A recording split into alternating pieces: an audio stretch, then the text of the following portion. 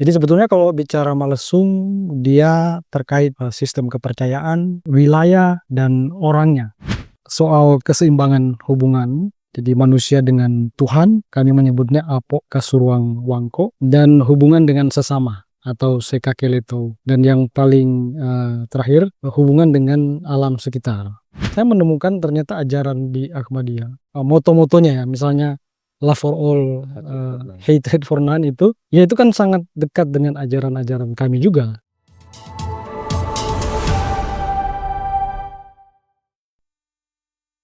Assalamualaikum warahmatullahi wabarakatuh. Sahabat Warta Ahmadiyah, bertemu kembali dalam program Bincang Bersama Tokoh.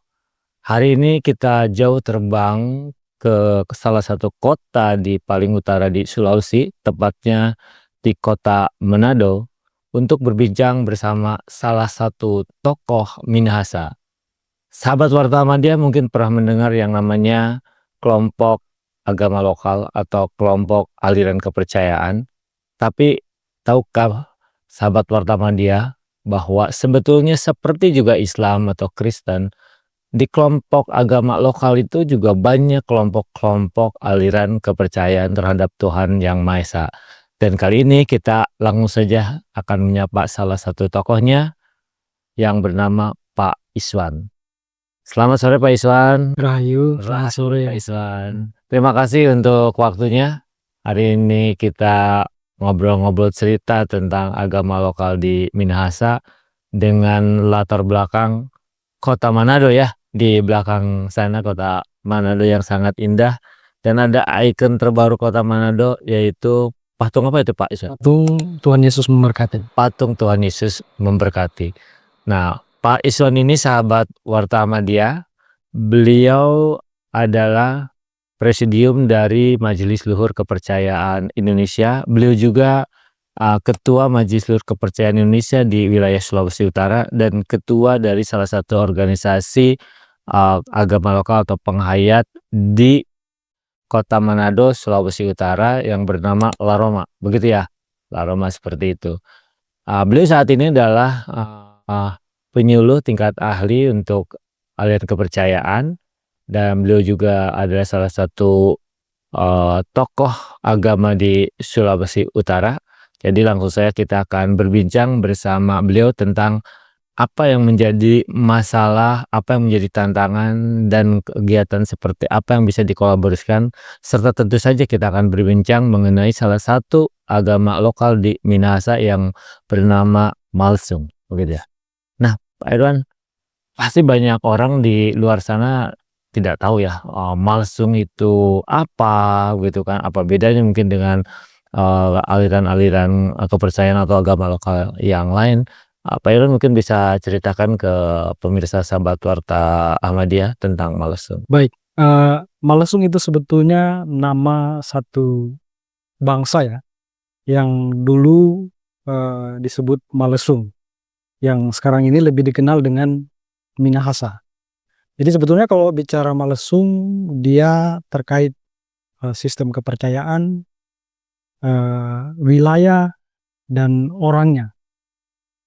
Dan karena sistem kepercayaan di Minahasa itu tidak memiliki nama, tentu ya untuk kebutuhan identifikasi kami lebih mengidentifikasi diri sebagai Malesung atau penghayat kepercayaan Malesung. Penghayat kepercayaan Malesung ini adalah agama lokal atau kepercayaan lokal yang sudah ada entah kapan, tapi paling tidak kami punya referensi bahwa jauh sebelum agama-agama lain datang, leluhur Minahasa sudah memiliki sistem kepercayaannya sendiri. Nah, salah satu esensi mungkin tidak usah barangkali kalau kita ceritakan sangat detail ya tentu kurang dipahami juga ya barangkali, dan pasti membutuhkan penjelasan yang panjang. Tapi salah satu esensi dari kepercayaan Malesung itu apa, seperti apa? Karena kan banyak orang di luar sana kalau berbicara tentang kepercayaan itu seakan-akan tidak percaya Tuhan Yang Maha Esa, seakan-akan animisme atau politeisme, seperti apa mungkin bisa diceritakan? Di Minahasa sebetulnya yang paling ditekankan adalah soal keseimbangan hubungan, Jadi manusia dengan Tuhan, kami menyebutnya apo kasuruang wangko, dan hubungan dengan sesama atau sekakeleto. Dan yang paling terakhir, hubungan dengan alam sekitar atau mereka yang juga hidup. Bahkan yang tidak kelihatannya tidak hidup juga harus dijaga hubungan keseimbangannya seperti itu. Jadi kalau begitu hampir sama sebetulnya dengan esensinya dengan apa yang salah satu contohnya bisa di Islam ya. Ya. Tentang bagaimana menjaga hubungan sama Tuhan Allah Subhanahu wa taala dan bagaimana sebagai bentuk hubungan baik dengan Allah taala itu diwujudkan dengan hubungan baik sesama manusia dan juga lingkungan atau alamnya.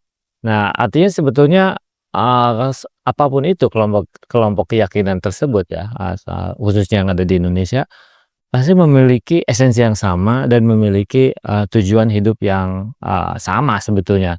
Nah, tapi seringkali kan sekarang karena faktor ketidaktahuan, kemudian karena minimnya ruang perjumpaan untuk bertemu, untuk mengenal gitu seperti itu sehingga banyak salah sangka, banyak mungkin kebencian dan bahkan banyak kemudian ada tindakan-tindakan yang seakan-akan kelompok yang lain tidak boleh melakukan aktivitasnya.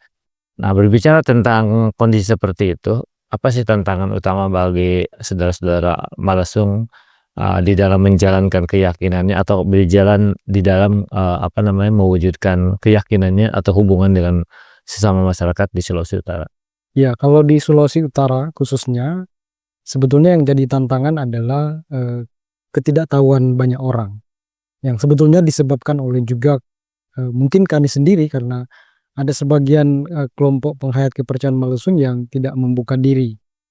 Kemudian karena keterlanjuran itu mungkin sudah lama berlangsung sehingga tidak dikenal baik oleh pemerintah maupun masyarakat umum.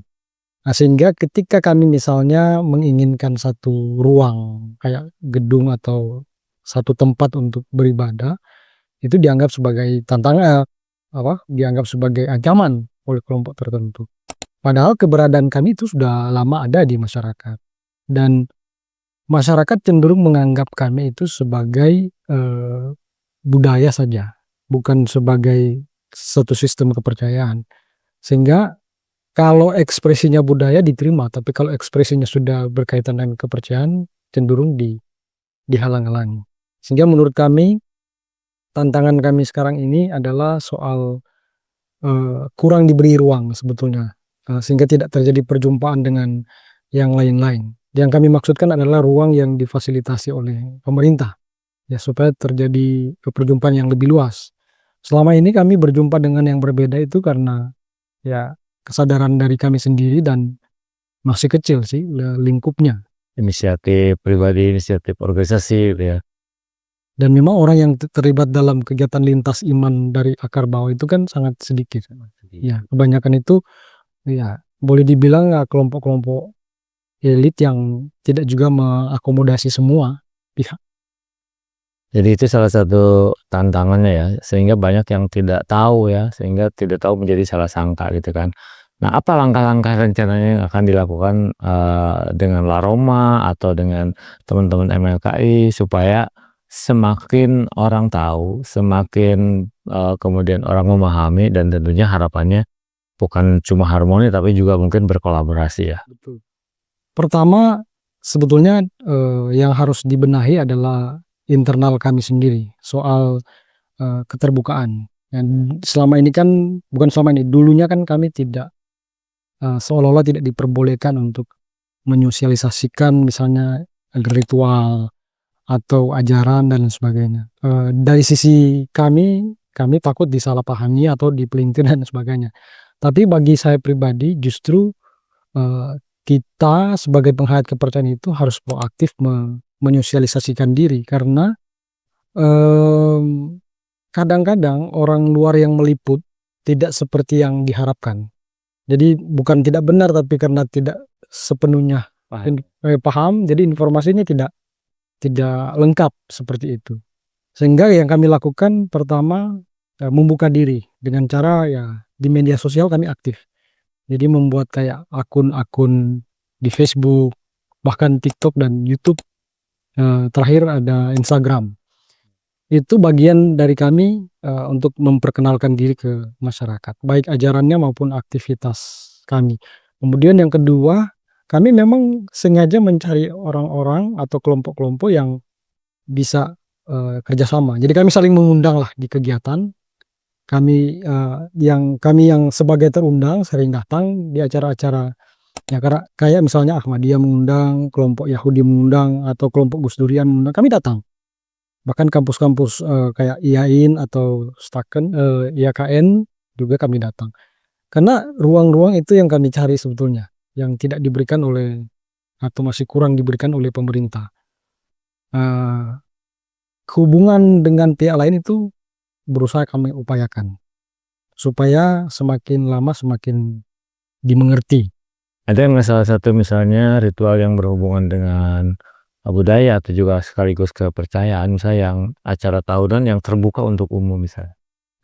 Yang sebetulnya yang lintas iman ya, karena itu kami punya pertemuan setiap tahun itu tanggal 3 Januari di salah satu situs di Minasa namanya Watu Pina Wetengan.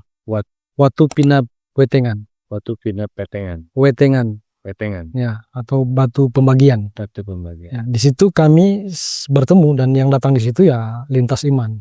Tidak hanya orang Minahasa, tidak hanya Kristen, tidak hanya penghayat kepercayaan. Semua boleh datang. Selain itu di tempat yang sama juga di tanggal 7 Juli. Sama juga kegiatannya. Tapi memang ada kaitannya juga dengan syukur panen dan lain sebagainya. Nah, selain itu juga dilaksanakan di rumah-rumah atau di kampung-kampung. Namanya pengucapan syukur yang kami sebut dengan bahasa asli rumah rages sebenarnya. Rumah rages. Tuh. Nah, jadi momen seperti itu mungkin sangat pas ya, sehingga orang dalam jumlah banyak diundang untuk melihat dari dekat. Sama seperti misalnya Ahmadiyah acaranya Jalsa Salana, orang pikir dulu Jalsa Salana itu seperti umroh, bahkan dianggapnya naik haji itu. Padahal itu cuma pertemuan tahunan yang juga terbuka untuk semua kalangan. Memang kita membutuhkan ruang-ruang perjumpaan yang semakin banyak lagi. Nah, mulai kapan sih sebetulnya Bapak mulai mengenal komunitas Ahmadiyah di Sulawesi Utara? Saya kenal Ahmadiyah itu dari seorang rabi ya, rabi pemimpin agama Yahudi. Justru dari kelompok Yahudi ya, mengenal Ahmadiyah. Iya, dan itu terjadi di saat pandemi COVID-19. Ya, 2020 berarti. Ya, 2020 itu. Ya karena kami mungkin bosan di rumah ya, kemudian 1-2 orang bertemu. Saya bertemu pertama dengan umat Bahai. Kemudian Bahai mengajak saya ketemu dengan Yahudi. Yahudi lah mengajak kami ketemu dengan orang-orang Ahmadiyah. Dan sudah berlangsung mungkin beberapa tahun dan sering kami bertemu. Bukan hanya di tempat-tempat ibadah tapi juga di acara-acara yang bersifat keluarga. Ya. Kurang lebih mungkin sekarang 5 tahun berjalan ya mengenal Ahmadiyah. Apa yang paling unik yang Bapak lihat dari Ahmadiyah atau kesan yang paling berkesan? Yang pertama saya lihat umat Ahmadiyah ini terbuka. Karena kesan saya waktu diundang di Kota Mobagu di acara Jalsa Salana. Dan saya diberikan kesempatan untuk bicara di dalam masjid ya. Yang dalam pandangan saya kan bukan seiman dengan kok saya diberikan kesempatan masuk dan bicara lagi di mimbar gitu. Itu yang pertama. Yang kedua, saya menemukan ternyata ajaran di Ahmadiyah. Moto-motonya ya, misalnya love for all, hatred for none itu, ya itu kan sangat dekat dengan ajaran-ajaran kami juga. Misalnya di kami ada ajaran mamang kupusan atau saling menyayangi dan tidak boleh membenci. Ya, itu yang menjadi menjadi kayak perekat saya dengan Ahmadiyah. Kemudian itu yang membawa saya melihat tayangan-tayangan di YouTube. Saya juga menonton pemimpin tertinggi Ahmadiyah itu di London. Khotbah. Bahkan saya dapat buku-buku dari Ahmadiyah yang saya juga baca. Yang secara umum boleh saya bilang tidak banyak berbeda dengan ajaran kami. Cuma bedanya kami dalam bahasa daerah begitu. Bahasa Minahasa. Mudah-mudahan suatu saat mungkin kami itu kan sama dia punya program menerjemahkan Al-Quran ke dalam berbagai bahasa. Mudah-mudahan suatu saat bisa diterjemahkan dalam bahasa Minahasa. Nanti Pak Iswan menjadi salah satu narsumnya. Itu akan jadi sangat baik itu. Ya, karena dalam bahasa Bali kan sudah ada, Sunda udah ada, Jawa udah ada. Maka memang akan sangat menarik kalau bisa diterjemahkan dalam seluruh bahasa lokal di Indonesia ya. Itu belum pernah kan Al-Quran diterjemahkan ke bahasa Minahasa. Minahasa. Ya, mungkin kalau Alkitab udah pernah ya, tapi kalau Al-Quran belum. Belum ya. Ya. Nah, kembali ke komunitas saudara-saudara kita di Malesung, itu di Sulawesi Utara terpusat di mana atau ada di kota mana saja, tapi mungkin paling banyak di mana? Kami itu tersebar sebetulnya di Laroma sendiri, walaupun pusatnya di Minahasa Selatan, kan ada satu situs yang menjadi inspirasi sehingga organisasi ini berdiri. Walaupun sebenarnya komunitas yang menjalankan ajaran luhur itu udah lama sebelum ada organisasi ini. Dan orang-orangnya atau umatnya itu tersebar, ada di kota Manado, ada di kota Bitung yang jauh ke utara sana, ada di Tomohon. Saya sendiri tinggal di kota Tondano. Paling banyak memang konsentrasinya ada di Minahasa Selatan. Ya. Ada Paling di sana ya. Minahasa Selatan. Nah, pasti dalam kesehariannya banyak sekali potensi dari komunitas Malesung ya. Nah, kalau misalnya kita kolaborasikan sebagai bagian daripada warga Sulawesi Utara, tentu yang tadi bagaimana memberikan manfaat kepada sesama manusia, kepada lingkungan. Nah, di Ahmadiyah misalnya punya gerakan Clean the City, gerakan kesadaran lingkungan, kebersihan. Kemudian punya gerakan rutin atau kayak seperti lifestyle donor mata dan donor darah, atau juga punya gerakan misalnya di bencana, bagaimana kalau setiap kali ada kebencanaan mereka akan hadir dengan Jemani Kipes. Dari beberapa program tersebut yang paling memungkinkan kolaborasi dengan saudara-saudara kita di Malesung, terutama fokus di bidang yang mana? Saya pikir soal lingkungan ya, karena selama ini kami juga sudah beberapa kali melakukan bersama dengan komunitas-komunitas gereja dan pencinta alam. Walaupun dengan Ahmadiyah belum. Tapi udah Ya. ya mudah-mudahan segera. Ya, itu yang menurut saya bisa paling memungkinkan untuk dikolaborasikan. Donor darah juga bisa menurut saya.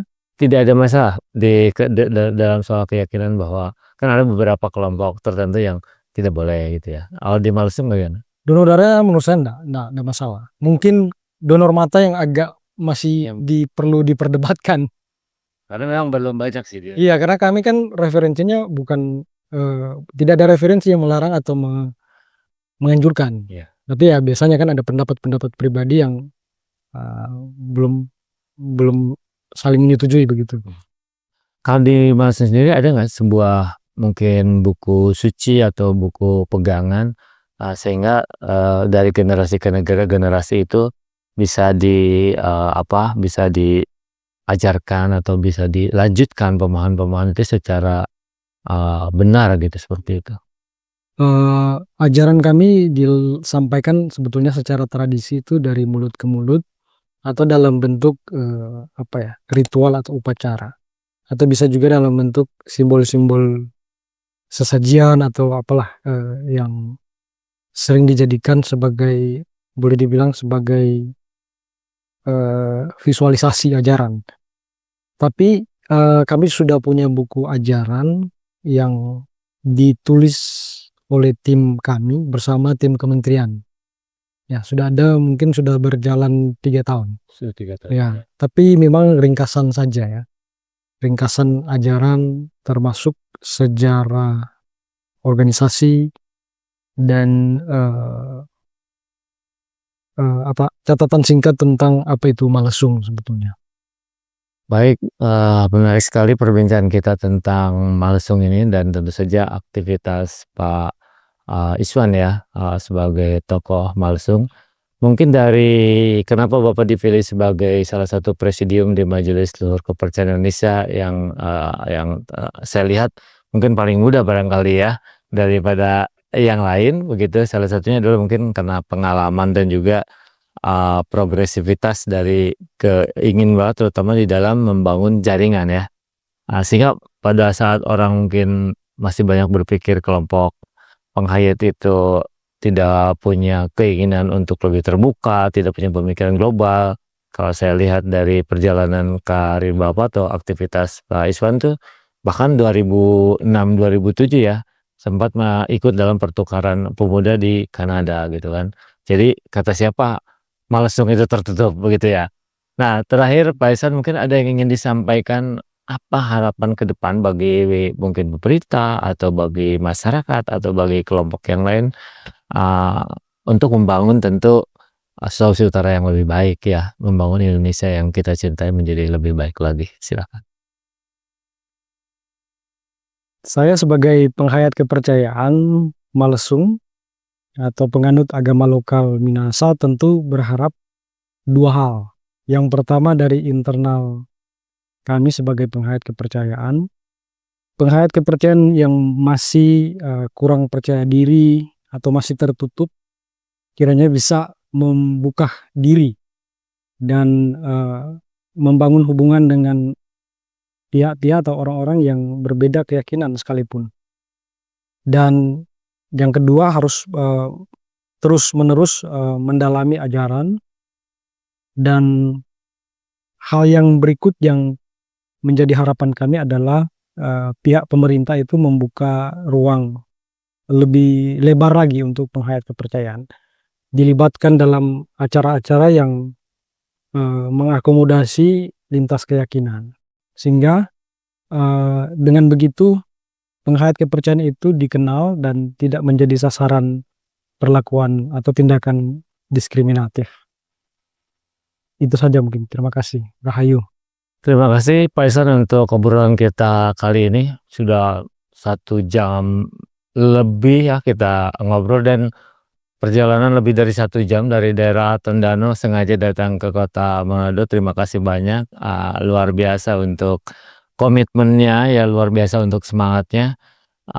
Salam tentu untuk saudara-saudara kita di komunitas Malesung. Mudah-mudahan untuk tetap berjuang, tetap semangat dan tetap memberikan yang terbaik sesuai dengan apa yang selama ini diyakini dan diajarkan tentunya.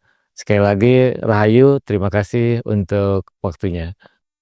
Demikian sahabat Warta Media, obrolan kita dalam bincang bersama tokoh di episode kali ini bersama tokoh Minahasa, tokoh Malesung, Pak Iswan Sual. Dari Manado, kami akhiri diskusi dan obrolan kita sore kali ini. Mudah-mudahan memberikan manfaat dan memberikan inspirasi untuk terus berjuang, untuk terus bertahan, untuk terus juga belajar dan memberikan yang terbaik untuk Indonesia. Assalamualaikum warahmatullahi wabarakatuh.